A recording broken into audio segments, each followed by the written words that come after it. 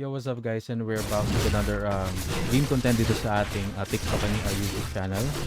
But yeah, before we proceed, please don't forget to follow and like all of my game contents upload po sa aking TikTok channel.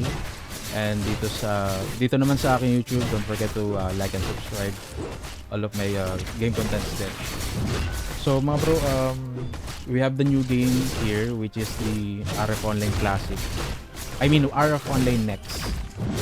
So, itong game kasi na to mga bro is sobrang tumatak talaga sa amin na mga masasabi na nating titos. Kasi kung mga batang comp shop kayo way back 2000s, like 2007, 2008, 2006. Ito yung RF talaga yung isa sa makikita nyo na poster sa mga comp shop. And then ayun nga. So nilaro ko kasi guys si RF since 2008. And up until 2022 sa classic version niya, sa version 1 niya. So naglaro ako sa Level Up Games, I think way back 2009 ata hanggang 2011. And then hanggang sa nag-quit na ako doon, napunta na ako sa kung ano-anong private servers. Kasi yung alam ko yung Level Up, hindi rin naman siya ganun tumagal. So Praxis server tayo dun guys. And then nag-Nexus din tayo pero hindi tayo tumagal sa Nexus. So nagpunta tayo ng Praxis. So yun, shoutout nga pala sa buong sa mga kakilala ko dyan na nakafollow sa akin. Ayun mga bro, quick review lang dito sa RF Online Next. Kasi alam ko naman sa inyo, and aware naman siguro tayo lahat na sobrang different niya sa version 1 ng RF guys. Ibang-iba talaga siya when it comes sa lalo na sa monetization ng game. Sa graphics, iba din. Kung paano siya mag-work, PvP, PvE, sobrang different niya talaga sa version 1 guys. And iba yung ini-expect natin talaga dito. Kaya I know kahit yung mga OG RF players dyan, hindi rin sumubok na to kasi nga yung naging RF Online Next na to guys is malayo talaga siya kasi alam naman natin ang creator is mga Korean. So ginawa nilang modern day MMO yung RF na to instead of upgrading yung version 1. Instead of baguhin nila or i-upgrade nila yung pinaka graphics ng version 1 tapos same yung sistema or yung system ng version 1 na sobrang layo dito. So yun, actually third day natin ngayon guys sa game. And ayan, as you can see, I'm still questing pa rin naman kasi ito talaga yung system ng game guys. Kung naglaro kayo, kung familiar kayo sa Nightcrawls, sa Legend of Ymir and other Korean MMO, halos same na same kasi siya guys talaga. Sobrang same niya, kaya ako hindi naman ako nanibago kasi nga although RF siya pero yun nga, yung monetization ng game niya is same lang doon sa mga nabanggit natin na laro na questing, walang humpay na quest, napapatay ka ng ganito, papatay ka ng ganyan, na monsters. And then main quest, basically main quest para mag-progress ka talaga, yung lalo na yung ano mo, yung XP mo, yung level mo, yung stats mo sa game. So ayun, maintindihan ko yung iba na hindi talaga nag-try, lalo na syempre, unang-una sa lahat, pay to win talaga guys. I can tell you, pay to win talaga siya. Bakit? Number 1 na pag-pay to win niya, sige, stop muna natin yung character natin. Hindi, papatay na pala ng map. Sige, diretso na natin.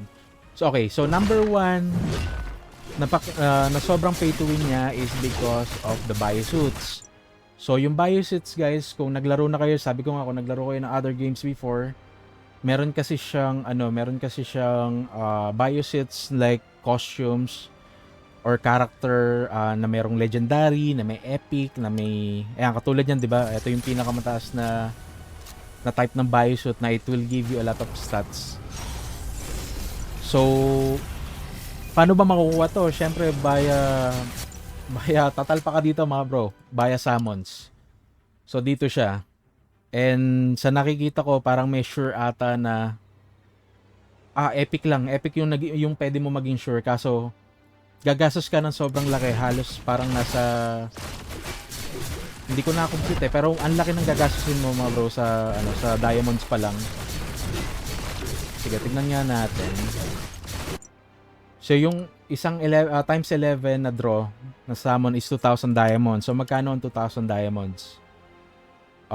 Okay, so ito 1,180. So ganun siya kamahal guys. Tapos hindi naman siya sigurado talaga na may makukuha ka. Yun yung number one problem sa mga Korean modern MMO ngayon. Yun yung pinaka pay to win talaga niya guys. Kaya maraming hindi talaga tumatagal sa mga ganitong game. Although tayo kasi alam naman natin na ganun na nga yung sistema nilaro pa natin is because sabi ko nga sa inyo gusto ko din ma-experience kasi yung RF. Nandito pa rin naman yung RF guys, hindi lang talaga siya yung pinaka nakasanayan natin na version 1 na merong Acrecia, Bellato, Cora. Andito pa rin naman siya, makikita mo pa rin naman yung Acrecia, like sa faction, ayan, naka-Acrecia tayo ngayon. Hindi siya yung typical, alam ko yung iisipin nyo, hindi siya yung typical guys na Acrecia, Robot, Bellato yung maliliit na character, tapos yung Cora yung Elf. Hindi siya ganun, kasi faction based dito mga bro. So, yun, sobrang different talaga siya sa version 1. I can tell you that. Sobrang different niya talaga. And then aside kasi sa Biosuits, meron pang pet system dito which is Rover guys. Ito yung Rover niya na ayan makikita nyo, we only have rare. Pero yan, kung tatalpa ka, ayan makakuha ka ng mga red, legendary, master. I think M is for master. And then L for legendary. Ayan, it will give you a lot of stats kasi. Ito yung pinaka naging problema namin nung naglaro kami sa Nightcross. Kasi isipin nyo guys, parang tatandaan ko nung isang guild kami tapos isang whaler lang, isang kraken lang yung kinakalaban namin, hindi namin mapatay. So yun yung naging problema sa tawag dito sa Nightcross kasi naka-base yung game guys sa attack, sa death, tsaka sa accuracy. So ang alam ko kasi dito mga bro, if yung kalaban mo is around 500 yung defense and then if you only have 300 plus na accuracy, hindi ka talaga tatama. 80 to 90% hindi ka tatama. Yun yung issue sa Nightcross before. And I hope hindi siya katulad dito kasi kung katulad dito, napakapangit nun sa PvP guys. Napakapangit. Isipin mo isa lang yung kalaban nyo na sobrang kraken, hindi nyo siya tinatamaan kasi isang guild kayo na around 50 kayo sa isang guild, hindi nyo mapatay yung isang kraken. So dun pa lang may problema na yung game talaga guys. So ma-advise ko lang sa mga gustong mag-try ng RF na to, you can experience it naman, mapipil mo pa rin naman yung pagka-RF niya guys, pero don't expect lalo na sa PvP. Kasi for sure dyan, hindi naman natin mapipigilan yung tao na gumasos ng gumasos game, mag-gacha na mag-gacha. Yun yung number one problem talaga sa mga MMO ngayon. Kahit anong MMO yan, kahit anong release yan, pag may gacha yung game talagang negative guys. Wala na tayong magagawa doon. Kasalanan din kasi natin yan guys kasi wala tayong pantalpak. So yun yung issue doon. And then syempre kailangan din naman ng game ng panggastos. Syempre kailangan nila yon, so hindi natin mapipigilan na magkaroon ng ganun yung isang game ng gacha system talaga.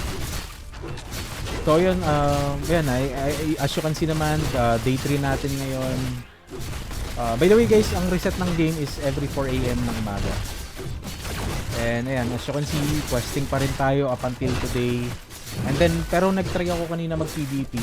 Pumasok ako sa, I think sa dungeon ata yun. Dito. Ay, saan ba pumasok kanina? Dito ata sa core world yung pinasok ko kanina. Naka-disable ngayon eh. Can be used right now. Dito ba pumasok kanina? Basta may pinasukan ako guys. Doon nagkikita-kita yung Acrecia, Bellato, Cora na faction. So, pwede mo patayin yung example, pag may nakita kang Bellato, Cora, Acrecia, pwede nyo silang patayin. Like, ano siya, PvP map siya. Sobrang ingat lang kayo kasi ang dami ding tao doon. And yung iba doon, hindi naman sila AFK.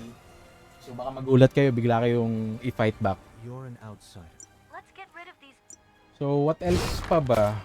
Ayan, nasa kasi din, wala pa akong guild ngayon. Kasi yung una kong sinalihan na guild nung naglaro ako nito is inactive ren. So, naghahanap ako ng mas active na guild. May kasama akong isa guys. Ayan, shoutout kay Ivan. Ayan, naka-online siya. Wala pa kaming guild parehas. And then, ayun, basta typical na ano siya guys, typical na modern day MMO talaga siya. Sobrang pay to win siya kung sa pay to win. Pero wala tayong magagawa eh. That's how the game works talaga nowadays. So, hindi ko alam if up until when ako dito. Basta ngayon, nagko-continue lang talaga ako sa progress. Ano lang, go with the flow lang. If tama rin, if ano mangyari, siguro, yun nga, syempre, I'll be quitting na lang din if up until, I mean, if hanggang saan lang yung kakayanin ko dito sa game guys. Pag napapansin ko na medyo grindings pa rin for the next few weeks, kasi syempre ayaw naman natin ng puro grind lang. Although may ano siya, overall meron siyang auto combat, pero syempre hindi rin maganda yung puro auto lang. Syempre ang hanap din natin, alam nyo naman sa RV1 na yung classic na PvP talaga, yun yung hinahanap natin. Sobrang ano lang, sobrang nakakalungkot lang kasi hindi nila nagawang i-same tong RF Online Next sa version 1 na ini-expect natin. So yun lang yung pinaka multo nitong game na to guys. Unlike sa Cabal, kasi yung Cabal guys na ilalabas ng Thailand na version ng version 2 nila, yung Cabal Red, is same ng version 1 tapos in-upgrade lang nila sa modern MMO ngayon. Na halos same pa rin, may combo, nandun pa rin yung mga class, yung mga Force Blader, yung mga bagong class, mga Warrior, Force Shielder. So sana kung ganun yung ginawa nila dito na kinip nila yung pinaka-system ng version 1, much better sana. Pero wala tayong magagawa kasi nga, ano ba naman tayo, hindi tayo developer ng game. We're just here to adjust sa game. We're just here to play the game hanggang saan ang kaya natin. So yun mga bro, ayun still our Ragnarok Origin Classic pa rin naman yung main game natin guys. And I hope na i-support nyo ako yung page ko, yung channel ko.